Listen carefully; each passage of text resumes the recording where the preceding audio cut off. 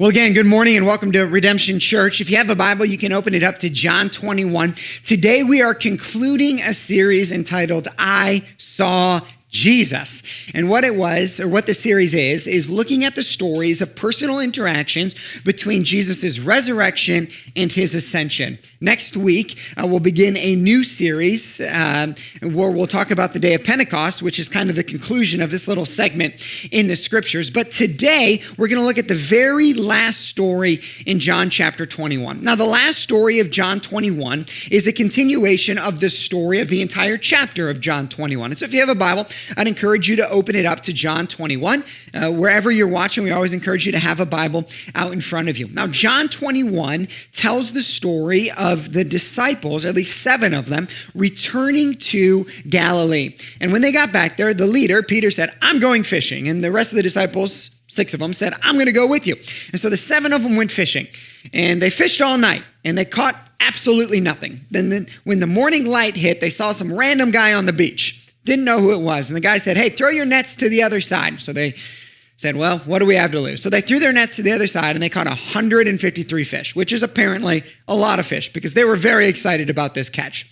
Then one of them, John, goes, that must be Jesus on the beach. So Peter hops into the water, starts swimming up to the shore, finds Jesus, and they get into this conversation. What happens next is a beautiful story of Jesus' restoration of Peter.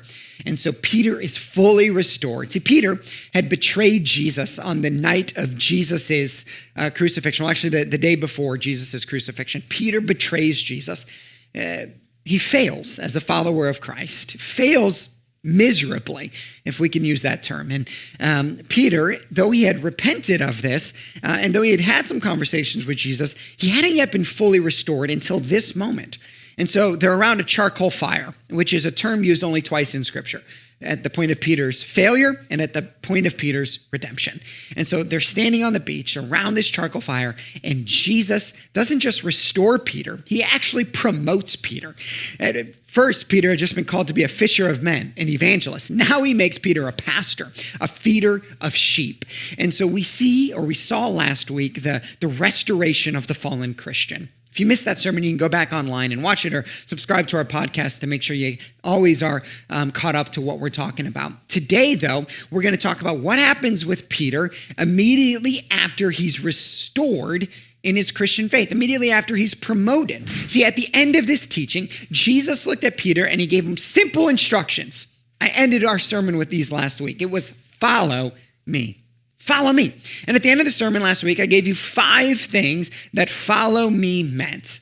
It meant this first. Follow me. We're starting over, Peter. You and I are starting over. That's the first thing that follow me meant. The second thing was, Peter, now you know the cost. You're following me. See, Jesus had just described to Peter how he was going to die. So Peter, follow me. Remember me, I just went to the cross for what I believe in. Peter, following me is going to cost you everything, but it'll be worth it. Peter, follow me. Don't step out of bounds again. Follow me. Follow my path. Peter, follow me, Jesus said, the King of Kings, the one who conquered death. Follow me. Follow me, Jesus said to Peter. And as you follow me, the Holy Spirit, the helper that I'm sending, will descend upon you and equip you for the work that I have called you to. Follow me, Peter. And so right after Jesus calls Peter to follow him, right after Jesus restores Peter, motivates him, tells him all is forgotten, we're starting over, what does Peter do immediately after? He gathers all of these people and he begins preaching the gospel with great power and great passion. Nope, not what happens. Actually, not what happens at all. In fact, the 2 words immediately after Jesus' instructions to Peter, follow me, are these. These are the next 2 words. Peter turned. We're in John 21. Peter turned. Immediately after Jesus calls Peter to follow him, Peter's first response is to turn his head. And Jesus has just told him, follow me. And Peter turns his head. This morning, what I want to talk about is the liberating joy from the crushing effects of calling comparison. Let me say it again. The liberating joy from the crushing effects of calling comparison. And not just calling comparison, but life comparison. And how when we properly understand Jesus' rebuke and instruction to Peter in this text, it can free us from the crushing effects of comparison in our lives. See, comparison, of course, doesn't just happen in ministry settings. It happens in all of life. It happens at the playground when we're kids. It happens in the lunchroom. It happens in college. It happens in our neighborhoods. It happens around tables. It happens all over. The crushing effects of comparison. Jesus had just gotten done saying to Peter, follow me. Keep your eyes on me. And Peter's first instinct is to turn and to place his eyes on somebody else. Peter turned, took his eyes off of Christ and placed him on someone else. He forgot the simple instruction, follow me. How often do we do this in our lives? When Jesus has restored us, when Jesus has called us to something, when Jesus has given us an exciting mission, and our first instinct immediately after being called or having this great spiritual moment is to turn and to look at somebody else. God has blessed us with something new or something powerful. God has given us a great gift, and we celebrate it for a second, and then immediately we take our eyes off of Christ and we place it on somebody else. We get something new, like a new house, and then we hop onto social media and we see somebody else got a new house and it's bigger. We hear great news and we want to share it with somebody else, and then we hear somebody else's good news and their news is better.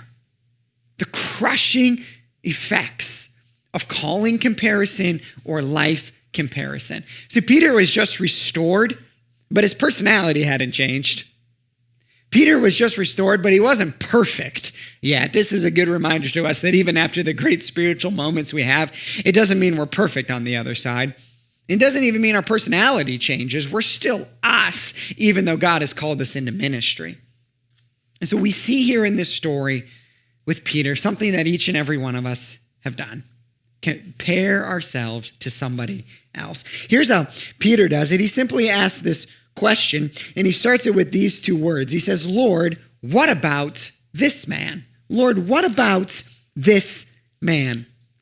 These what about questions in our lives have the tendency for us to take our eyes off of Christ, have the tendency to take our eyes off of the mission and the simple instruction that he's given us of follow me. And we ask, what about? God, what about this person over here? What about that person? God, what about this little idea that I've had? And when Jesus gives us simple instructions of follow me, what we so often do is bring in our own idea into it and say, well, God, hey, what about this? God, I know that sounds really good, but what about my plan?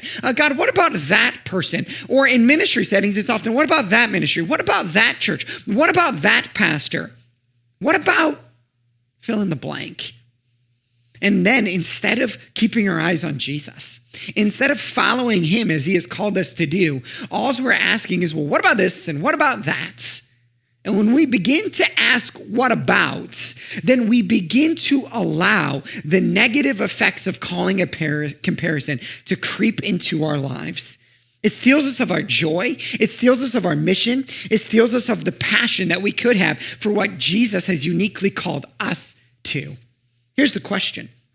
If you knew nothing of anyone else's calling, would you still be excited about your own? I bet you would be more excited. We know this. One of the great negatives of social media is the constant comparison that it's producing. Now, some of us, we go to an opposite extreme and we say, well, I'm not going to be like those people and only post good things. So then we post the bad things. What are we doing? We're just creating our own superiority in a different way. Comparison can crush us.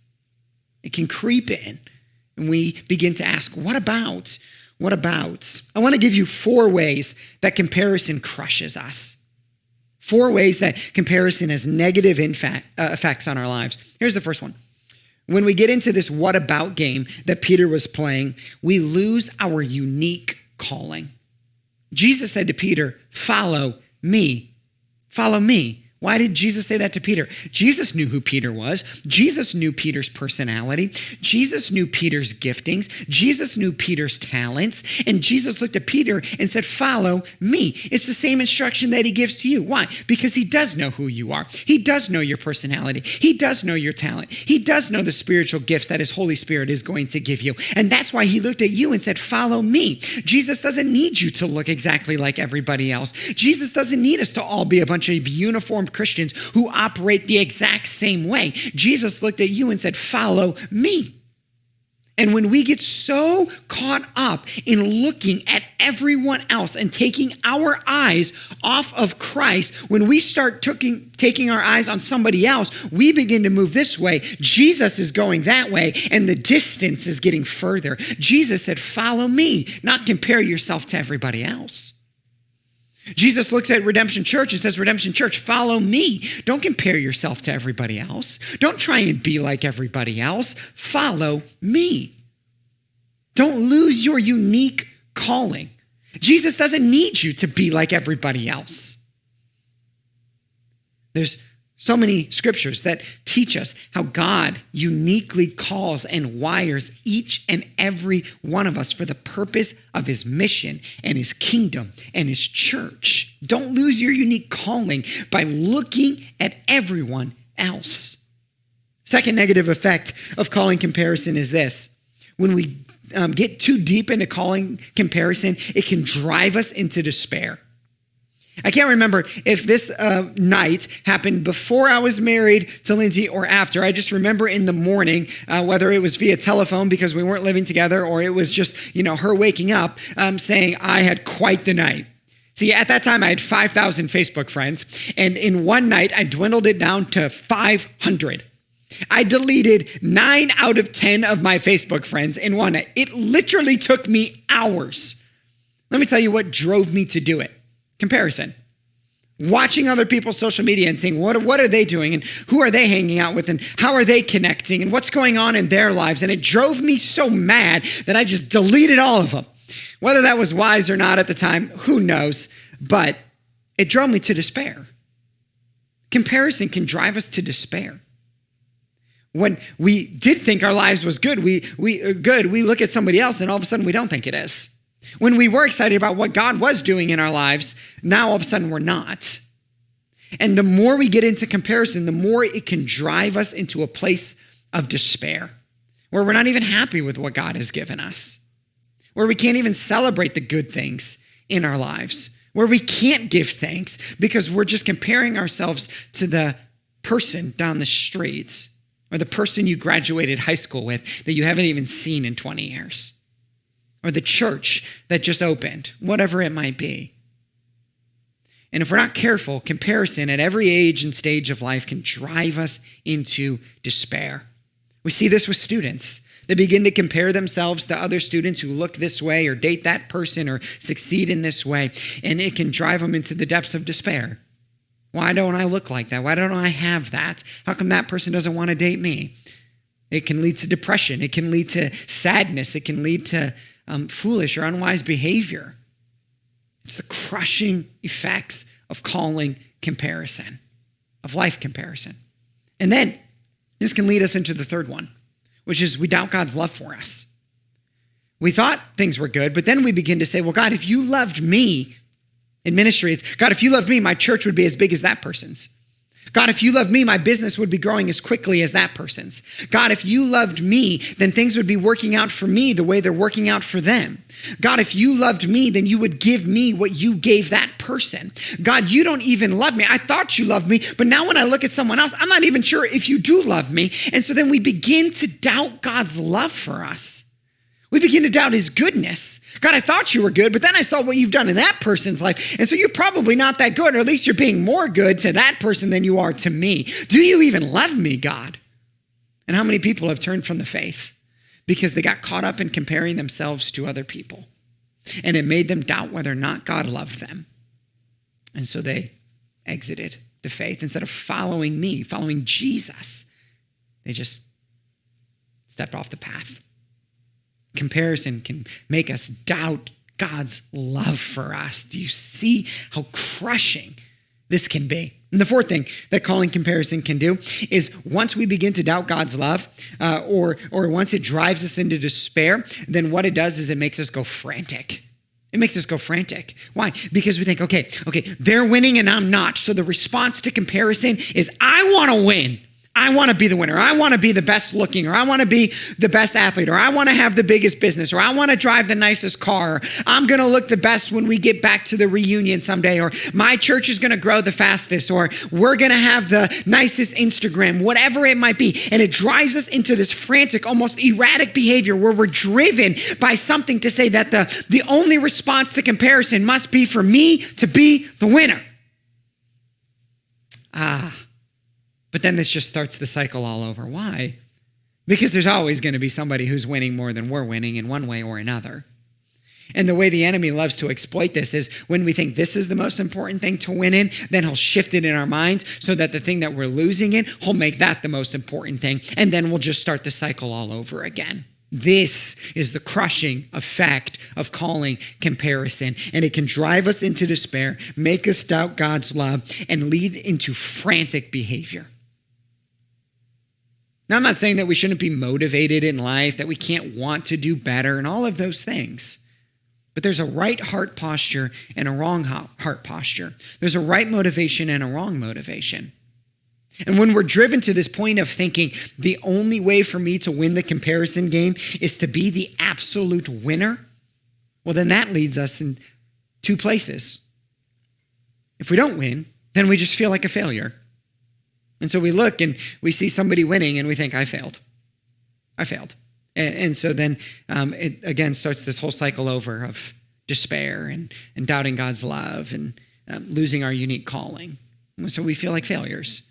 And even though something might be good happening in your life, you can't see past it.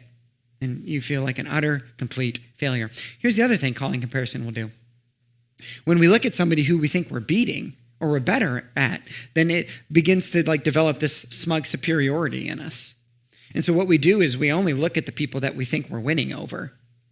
Or so we surround ourselves, or we follow the news feeds, or we talk about the people that we think, oh, well, I'm better than that person. So I kind of like being around them because it makes me feel better.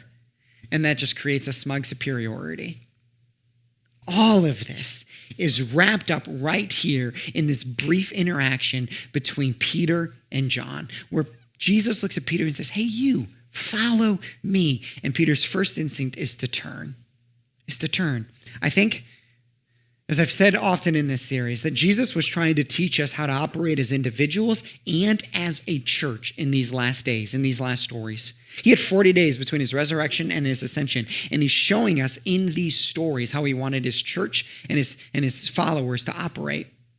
And so the sixth thing that follow me meant was this: don't compare yourselves to others. You follow me. Now, how do we get rid of this? Well, one of my favorite things is when reading the scriptures, you begin to see connections between different verses.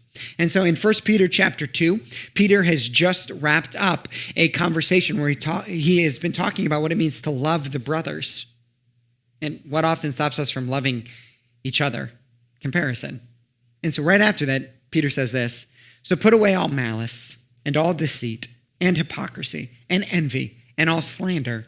And as I look at those 5 actions and ask myself, what's the motivation typically underneath those actions? Comparison. Why do we slander people? Because we want to rip them down because we don't feel like we compare, right? Why do we hate people often? Because we've compared ourselves to them and we think they're beating us. You look at these 5 things, and underneath there's this motivation of comparison. And I think Peter is seeing a connection as he's writing this back to what happened in this last interaction with Jesus. And he's looking at the brothers and saying, hey, if we're all going to get along, if we're going to be unified, if we're going to be focused on who God has called us to be, if we're going to be the church that Jesus came to plant, then all of us are going to have to do the hard spiritual work of putting away malice and slander, deceit, hypocrisy, and envy. We're going to have to put it away. And the only way to put away anything is to look at Christ, is to look at Jesus, and see how Jesus is the opposite of deceit and hypocrisy. He was open and vulnerable, and he gave himself to us. to see how Jesus doesn't slander us. Jesus speaks well of us to our Heavenly Father. And then to begin to work through those negative things in our heart and to uproot those so that we don't fall into the trap of comparison, so that we can be liberated and free from it. In the conversation that Jesus and Peter have back in John, after Peter says, well, what about him? Jesus rebukes him. He gives him, a pretty stern rebuke. And in the stern rebuke, there are three elements of it that I want to walk us through. The first thing he says is this: if it is my will that he remain until I come, well, let me read the whole verse. What is that to you? You follow me. The first thing that Peter does in here is he says this. He says, my will, not your will, Peter.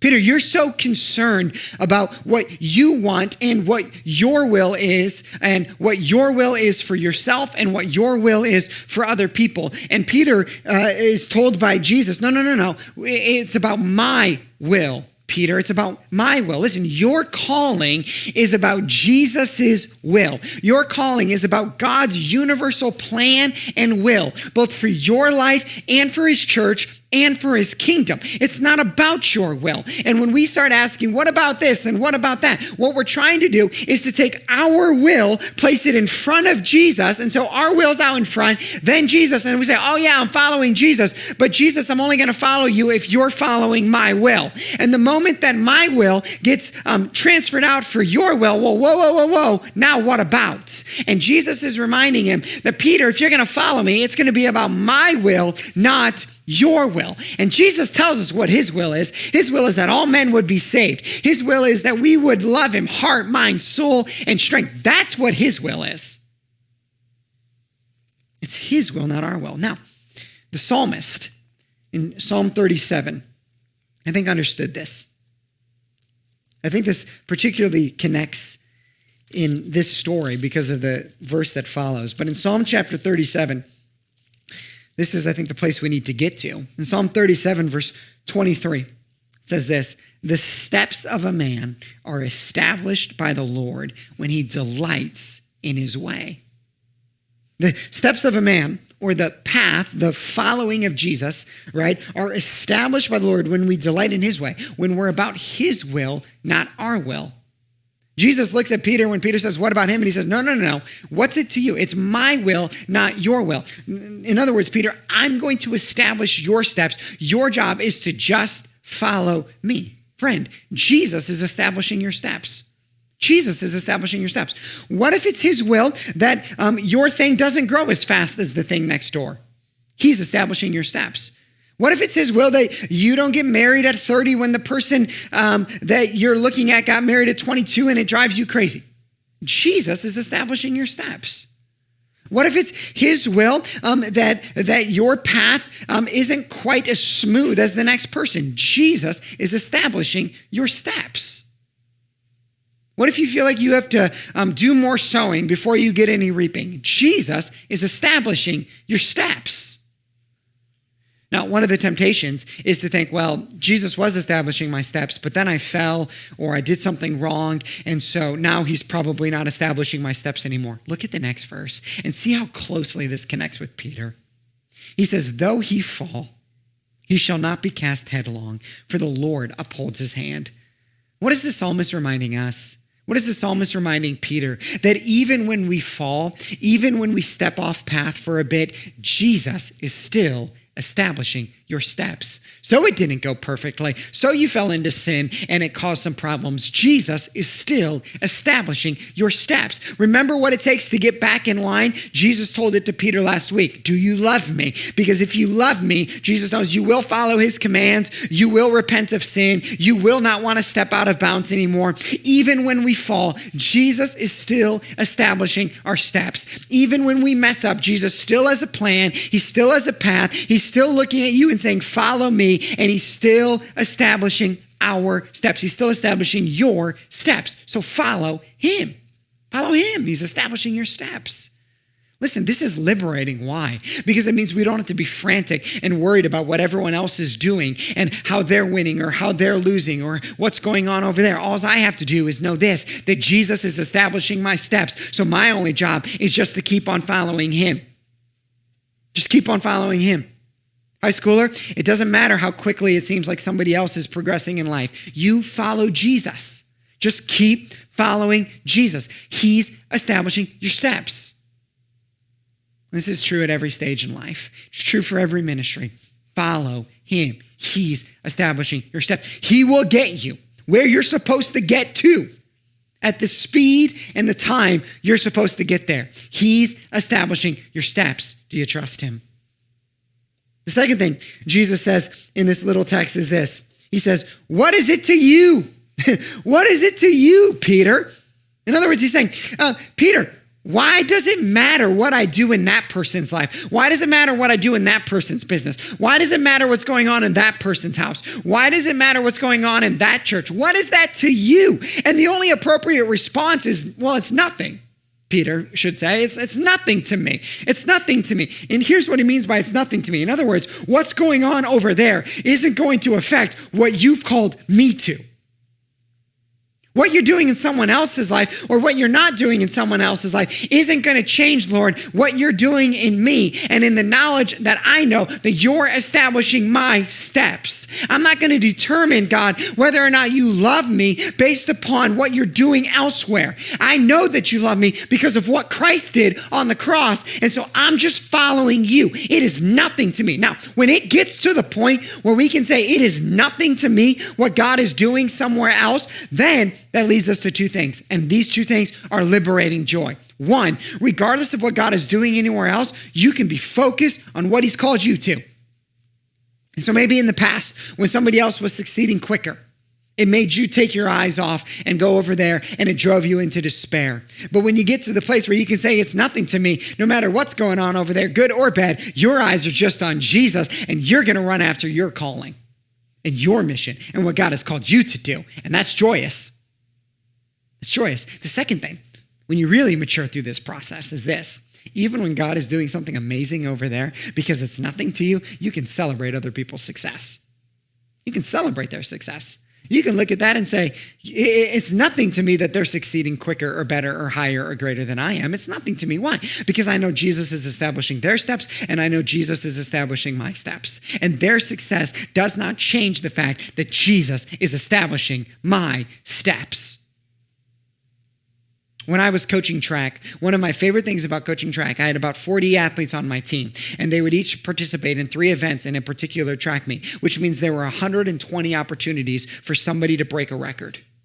And I loved coaching track because at the end of every track meet, it never failed that somebody would have PR'd. That means a personal record. And so at the end of the meet, whether we won or whether we lost, whether the majority of the athletes did good or bad, there was always a reason to celebrate because I could look and say, so-and-so jumped 3 inches further than they've ever jumped before, and that's a reason to celebrate. Friends, when you realize that Jesus is establishing the steps both for you and for all of the other Christ followers around you, then there's always a reason to celebrate because you can look and say, man, look what Jesus is doing over there, and look what Jesus is doing over there. And that is liberating joy because now you're not just looking at the success in your own life or the success in a couple people's lives. You're looking at what God is doing across the country or the world or the city or whatever it might be. And you've got a reason to celebrate because God's on the move and he's establishing steps. And that liberates you from the crushing effects of calling or life comparison. Jesus ends at the end and he says these words, you follow me. That's the end of his little instruction to Peter. He says, you follow me. He's going to go back to his same instructions. Follow me. Follow me. But he's going to say this, you, Peter, you follow me. You. Now the you here is twofold. First, it's you, as in it's emphatic. Like, Peter, where are you going? Peter, hold on. Don't you remember what we just did? You betrayed me. I restored you, lovingly, graciously promoted you. Stop looking at them. You, hey, Peter, Come back to me here. Why are you taking your eyes over there? Keep your eyes on me. Jesus is trying to get Peter's attention in the same way he's trying to get your attention. And he's saying, you, hold on. Stop looking to the left and the right. Stop doing anything else. You, hold up. You, follow me. I've got something for you to do. That's the first part of the you. It's emphatic. So hold on, friend, right now. This is me and you right here. Listen, you. God has called you to follow him. And he has something for you to do. The second part of the you then is that it's deeply personal, friend. It's deeply personal. Jesus is looking at Peter and he's saying, you, Peter. You, Peter. And when Jesus looks at Peter, he knows everything Peter's been through. He knows Peter's upbringing. He knows about when he called Peter to follow him. He knows about Peter's personality and his mistakes along the way. He knows all that occurred in Peter's life, and he knows about Peter's betrayal, and he's looking very personally at Peter, and he's saying, yeah, you, Peter, with all of your personality, with all of your imperfections, follow me. And friend, he's doing the same to you right now. He's looking at you, and he's saying, you, whatever your name is, follow Christ. You, with your personality, you, with your talents and your gifts and your calling, you follow him. You, with the way you've been wired and all the previous experiences that you've had. You, with all of your passion, with all of the ideas that come into your mind, you follow him. God hasn't called you to duplicate somebody else. God hasn't called you to just be a lesser version of the person down the street. God has called you to be you and to have the ministry that he has for you. So you better follow him. You follow him. Now, when we go back to 1 Peter, it's amazing how these verses connect with each other. 1 Peter chapter 2, right after the put away part, he continues, and I want you to see the usage of pronouns here in this text. He says, like newborn infants, long for the pure spiritual milk, that by it you may grow up into salvation, if indeed you have tasted that the Lord is good. What's the first step here, friend? What's the first step here in stepping away from the negative effects of calling comparison into being the you that God created you to be and to do the things that God wants you to do in following him? The first part is he's saying simply this: long for Jesus. Long for Jesus.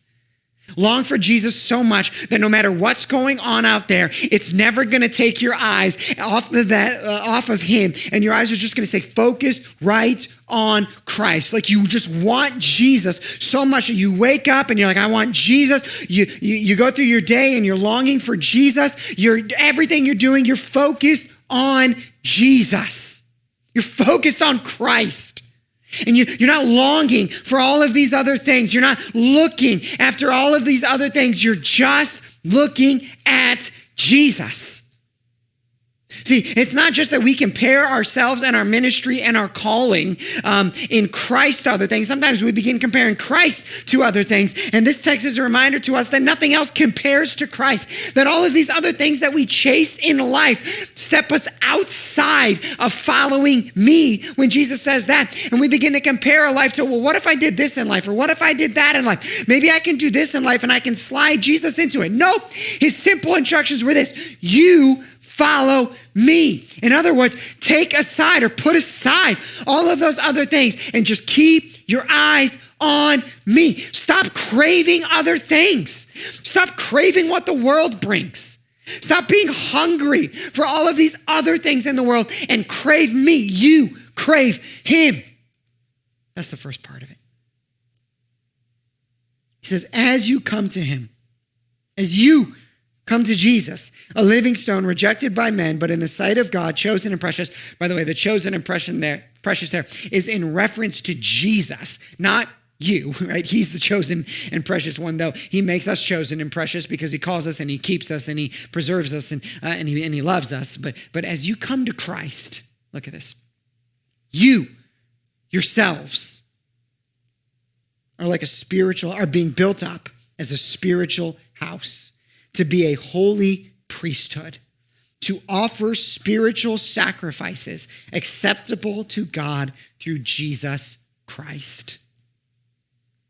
You yourselves, like living stones, are being built up. You are being built up. Friend, when you and I fall into line and we follow Jesus, he begins to do something in our hearts. He builds us up. See, what Jesus wants to do is for you to not be looking to the left and the right, but to be so focused on what he has called you to. He wants you to keep your eyes so fixed on him, so that when each of you have your eyes focused on him, he builds each of us up into a spiritual house. In other words, when you are focused on following him, then he takes you and me and builds us into a we that is about expanding his glory.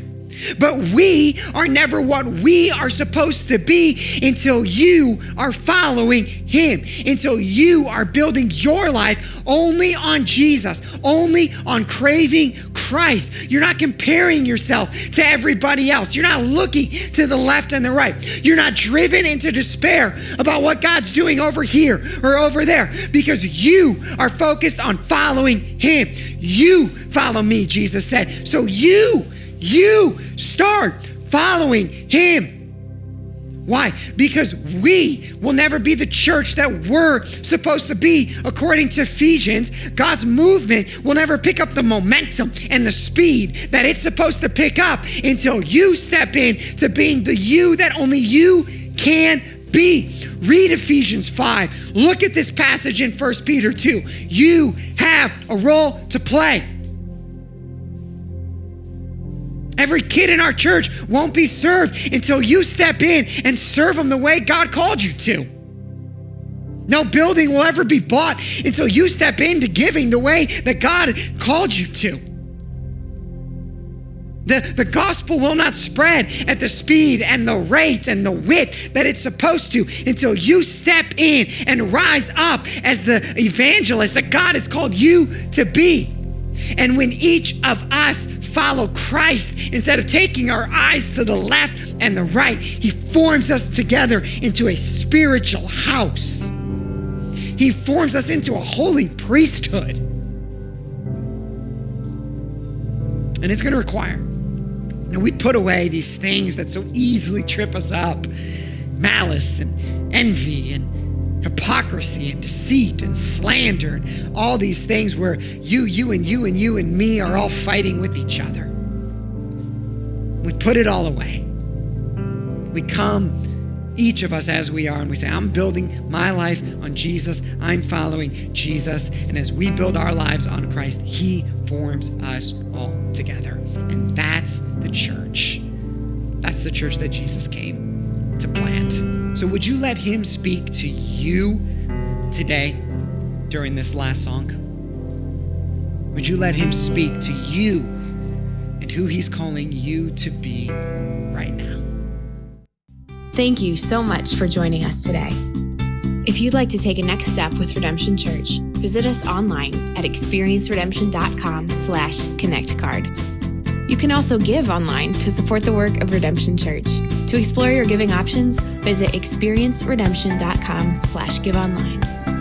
We hope that the message you heard today encouraged you. See you again soon.